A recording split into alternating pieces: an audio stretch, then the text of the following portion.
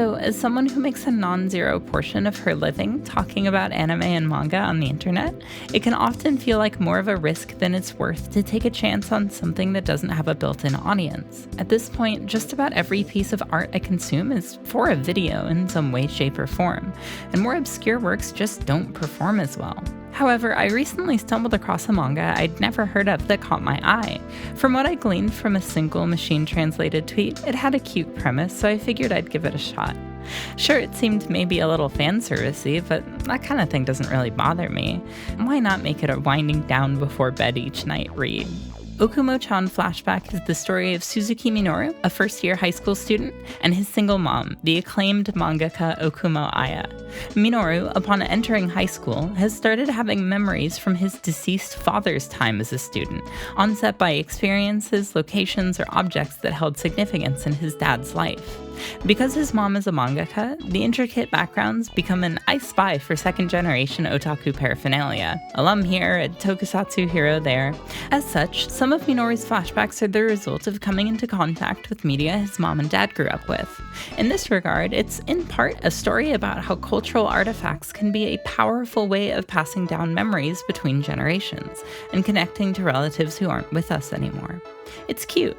And honestly, so is Minoru's mom. She's got that perfect out-of-touch nerdy quality to her. She gets excited to take her son out to places like Nakano Broadway on her rare days off, rattling off facts about all the different vintage manga and science fiction films in the store's display. As a teen, she used to draw boys love. She wears a Texas Chainsaw Massacre shirt in the first chapter. Bada bing, bada boom, instant hazel core, this lady.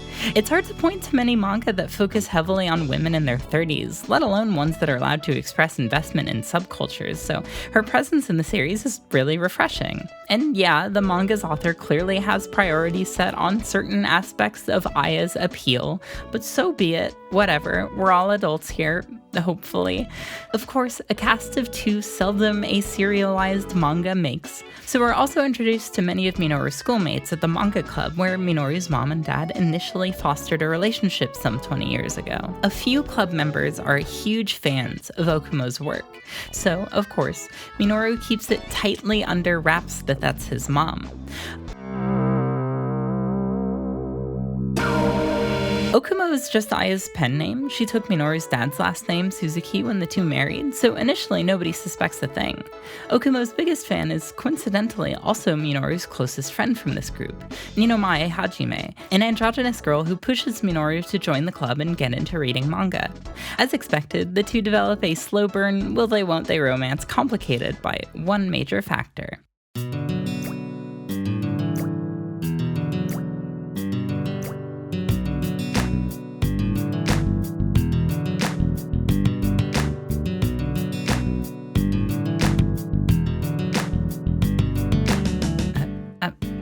What's this doing here? I'm putting my patrons this early in the video? Yeah, I mean, why not? Thanks, y'all, as always. I really appreciate the support. Wait, why does it say that? Yeah, uh-oh, here it comes. Complicate your love life with this one weird trick. Minoru is in love with his own mother. But like, kind of. It's not exactly that cut and dry, but like it sort of is, but not really. Okay. This is 100% your time to bow out if this is a subject that's off the table for you. Zero hard feelings, promise. Even though it's not as bad as the worst case scenario that premise conjures, this thing is still loaded and not especially delicate. I'm also going to restate, like I always do, this isn't a review, nor does any praise I give to the work belie my condoning of any real-world parallels of the work's more transgressive elements. I am just here to talk about this weird little manga and all the things that make it as weird as it is. With that out of the way, for the rest of you, I need you to hear me out on this, because this shit gets insane.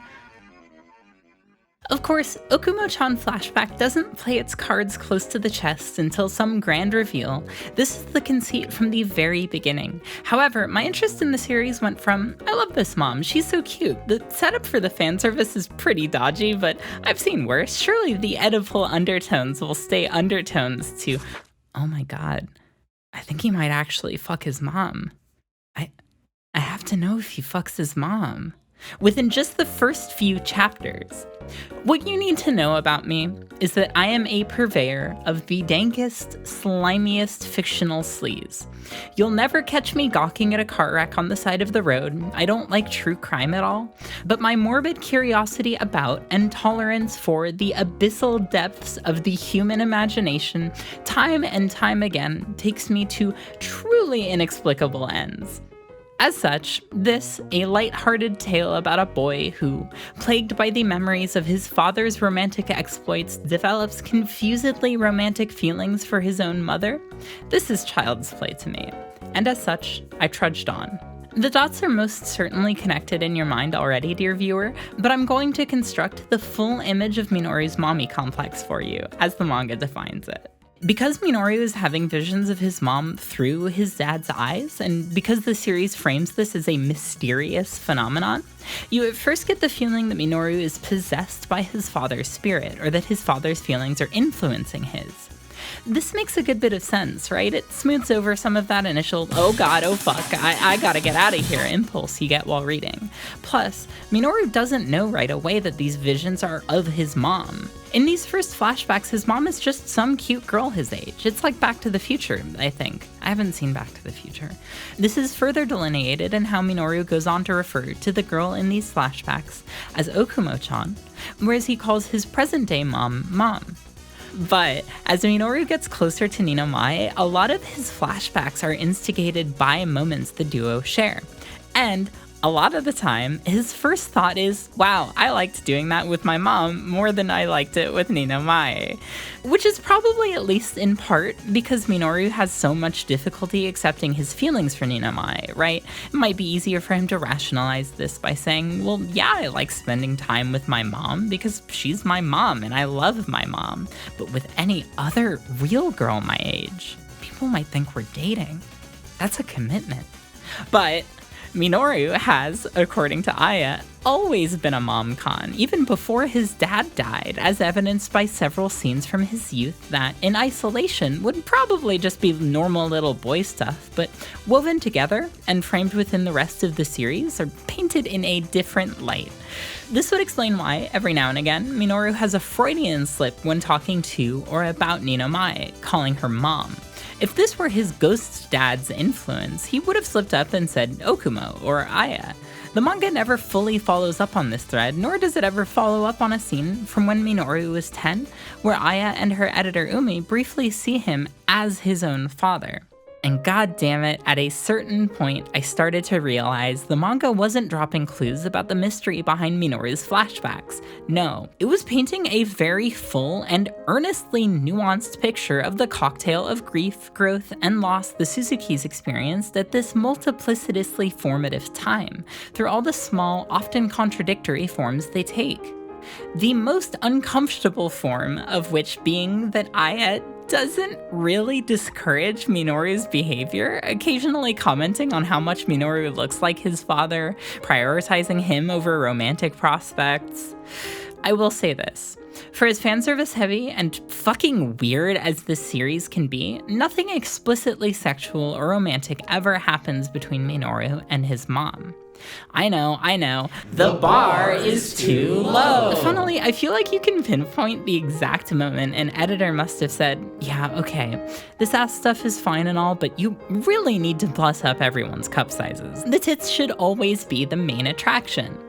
That being said, what doesn't stop being weird is that because this is an ecchi manga, there's an implied expectation that we see the world through Minoru's eyes. Sometimes through Minoru's dad's eyes, through Minoru's eyes, but always through Minoru's eyes. And that we're supposed to like what we see. But it's like, you can't have it both ways. Fine, present to me the MILF agenda. Personally, I can't wait to be MILF passing. I'm already getting gray hairs, my back is all fucked up, I have a horrible caffeine addiction and a slurry of miscellaneous health problems typically associated with people in their 40s. I'm well on my way, you're preaching to the choir here. right up until you present it to me through the eyes of fucking Little Tyke's edifice. Is it wish fulfillment? Is the fact that this ass is attached to the protagonist's mom supposed to be a heightening factor? Is the ass supposed to be a detached entity? Ugh, you can't do this to me. She's wearing a Fratwood Monsters shirt. Please, I'm begging you, cut this shit out so I can. Oh my god, and a chicken shirt? You're killing me. Aya's manga is a high school romance, so there's a good handful of chapters where she inserts herself into a teenage role, either for context or for reference photos. And of course, this leads to exactly what you'd think, which in turn leads to more connections and confusion in Minoru's weird little brain. These chapters tend to drag pacing down pretty heavily since they wind up being so formulaic. Usually no more than excuses to show Aya's ass in different contexts. With all these chapters about Aya needing to get reference photos of herself to draw better asses for her manga, I couldn't help but question where the presumed reference photos the author of this very little manga was using were coming from. And on that note of all notes, the absolute craziest part to me, above any other one factor at play here, is that the manga Aya is writing, the one she goes to these great lengths to properly contextualize, loses sleep over, pours herself into, is, with only a few variables changed, the author's earlier work, Mysterious Girlfriend X. Yeah, that's right, the fucking spit fetish manga. Before I fully explain why this is as insane to me as it is, I'm gonna detour for a sec, because when this hit me, I had to break away to get some further context on Ueshiba Richi's body of work to figure out what the fuck I needed to expect as I read the rest of Ookumo-chan Flashback. Just go fuck yourself. Ueshiba's first serialized manga, Discommunication, is, from what I read, a surprisingly sweet offbeat romance following a girl who finds herself inexplicably drawn to a weird boy with an affinity for the occult.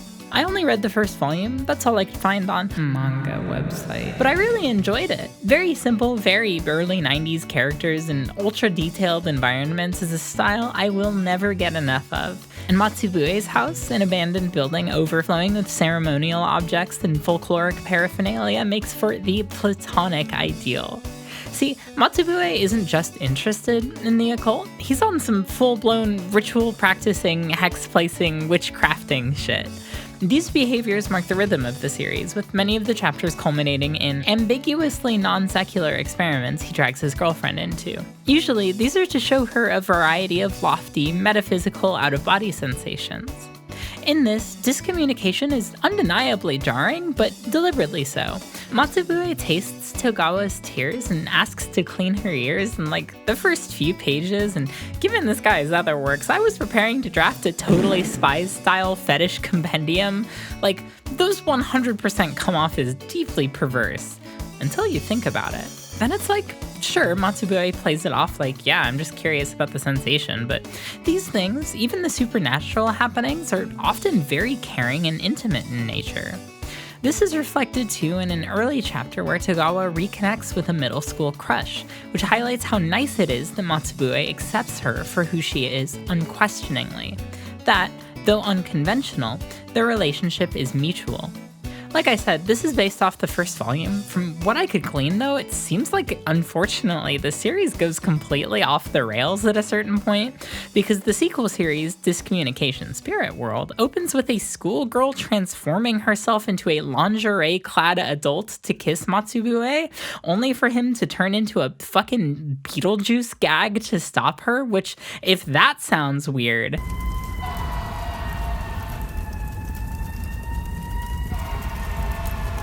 This thing is fucking incomprehensible. I don't know what to tell you. In the literal first chapter, it introduces 5 nearly identical girls following an immediate time skip where they still look the exact same as before. Then, boom, insane Arrowgirl nonsense by way of Shintaro Kago, where girls become robots that become fleshy penis demons that eat a girl alive so that she can be reborn into an egg, but one of many pre-existing eggs 24 other girls are pregnant with, and then boom, isekai fantasy action, but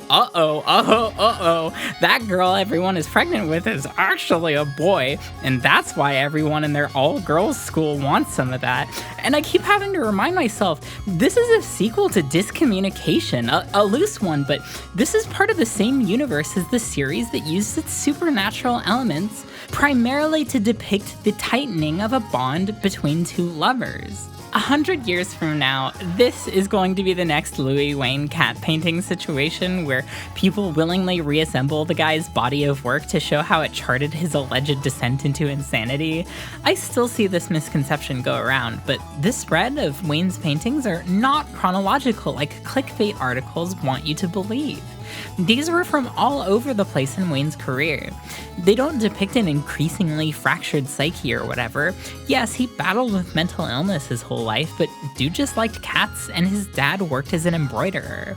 Anyway, given that the anime adaptation apparently reeled a lot of this shit back, and that the Fanscan's translation notes even acknowledge that Ueshiba's insert pages became a disjointed, frenzied mess of free associative scribbles, one can really only assume that having gone so completely fuck wild, Ueshiba Ricci needed to return to the roots of what made Discommunication compelling: the exploration of an unconventional, quietly preternatural romance. There's no such thing as mysterious. Is this a beloved cult hit, or was I just friends with a bunch of coomers in 2012?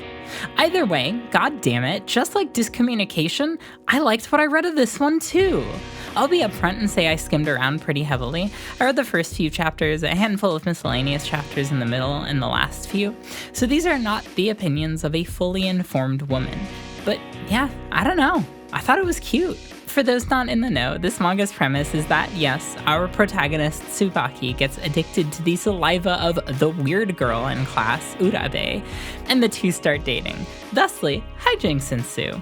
This is simultaneously underselling it and not at all, because it doesn't really aim to be anything especially profound and remains quite lighthearted. I also have to stress the spit stuff is not that weird in practice, much less gratuitous. For its nearly 100 chapters, it stays exactly what it is very steadily, a fanservice-y manga about a weird girl and her normie boyfriend. Ueshiba's art style develops further. He gets way into Hatsune Miku, but at the end of each school day, Tsubaki's still gotta get his daily mouthful. Why did I write that? Aside from Tsubaki's mom being deceased and instead being raised by his older sister, there really isn't much in the way of a mommy complex through line across Ueshiba's body of work. Of course, I didn't expect to find that he's manga's own Stephen Molyneux or anything, but what I did glean, and what really solidified my feelings about Okumo-chan Flashback, is that Ueshiba Ricci is quite good at making pocket universes out of his manga, where ideas are communicated through and as elements of these works. Once you realize this, you learn to decipher which pieces of his work are his depictions or assumptions of reality speaking, and which pieces are his worlds themselves speaking. The manga is called Discommunication. Of course Matsubue doesn't lock his girlfriend in an empty room with a blindfold all day for fun or to torture her. He just can't express that he's doing something special for her, that he wants to show her something nobody else could. Likewise, this author just has a way of capturing unconventional romance in a way that feels tangibly human. It's difficult to express in words, which I guess at the end of the day is the beauty of art, that it can depict what can't quite be linguistically. And it's also what makes Mysterious Girlfriend X more than what seemed on the surface to be no more than a spit fetish manga. Which, of course, leads us back to the subject at hand.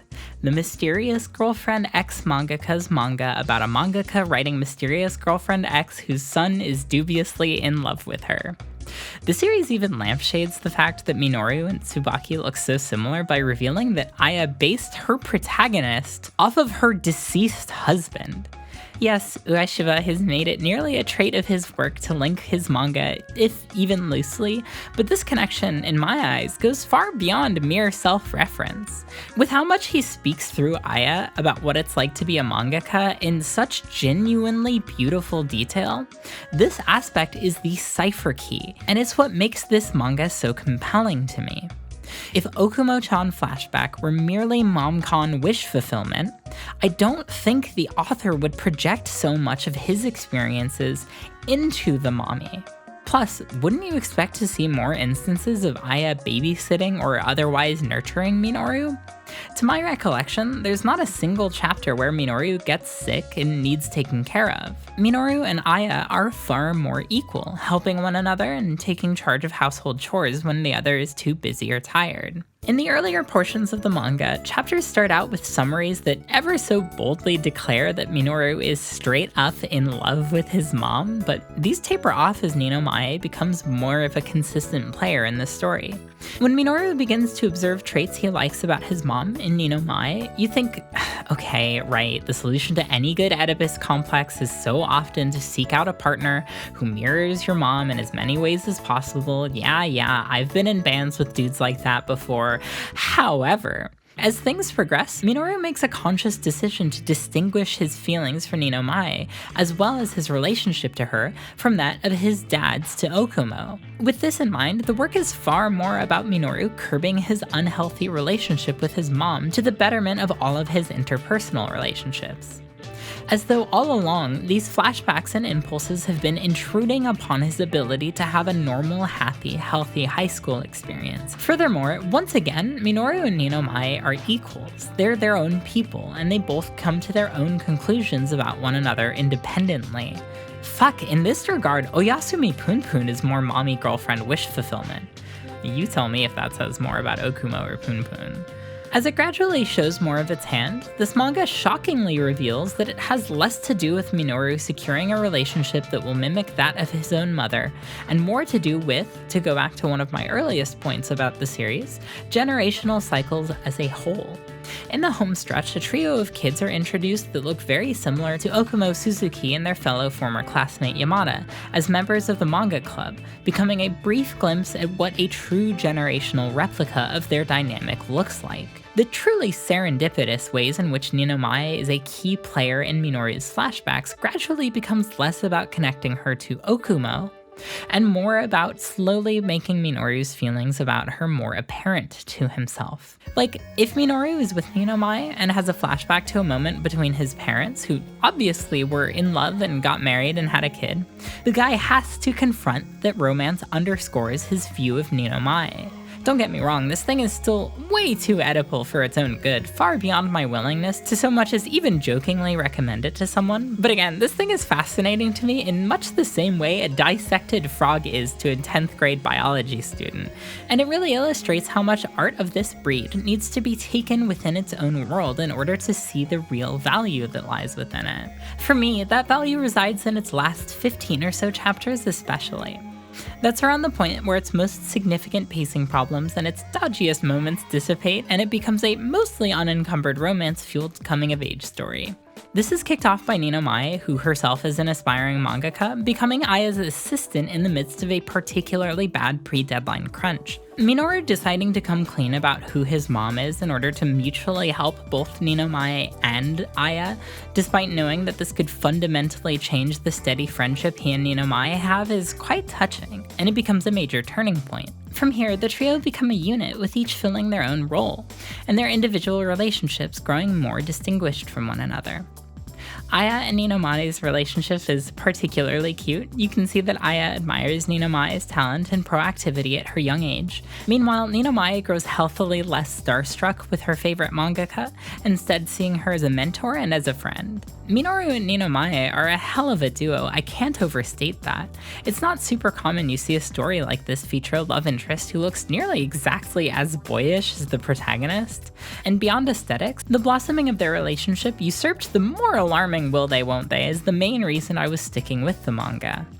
I think this is helped especially by the manga's length. At fewer than 35 chapters, progress is always being made. Minoru starts the series as a maladjusted, emotionally constipated, frustrated young boy, but across his high school experience, he comes into his own and becomes a likable young man with healthy desires. Originally, in reading ookumo-chan Flashback, I thought it a golden opportunity to investigate just why mommy complexes seem to so often underscore this kind of media, but in doing some cursory research, I realized, man, it is not my place to speculate on the psychosexual trends of an entire country. I've got my hands full keeping the media as framing device shtick to be purely anthropological and epistemological as is. It's difficult to find resources on the subject that don't delve deep into Freudian analysis. Oops! But for once, I actually don't think it's all that deep. It doesn't take dialectics on how the child symbolizes the mother as the phallocentric object, thus transcending the role of mere survival, to realize that we all just want to feel unconditionally comforted, loved, and protected in a cruel world that so often feels impossible to understand. That the last time many of us felt like we could count on unconditional love was in our childhoods, protected by our parents, and that for some, this births an arguably pathological yearning to return to the simulacrum of that time. Of course, it's unreasonable and unhealthy to project that subconscious desire onto others, and likewise with letting it dictate the partners you seek out, nor is it a meaningful solution. It's something that should probably be curbed. Rather, trite and without a doubt oversimplified though it may sound, if we all just try to be our own person and be the best version of that person we can be, to navigate life viewing others as their own people and treating them with as much empathy as we can, I don't know, maybe we'll be alright.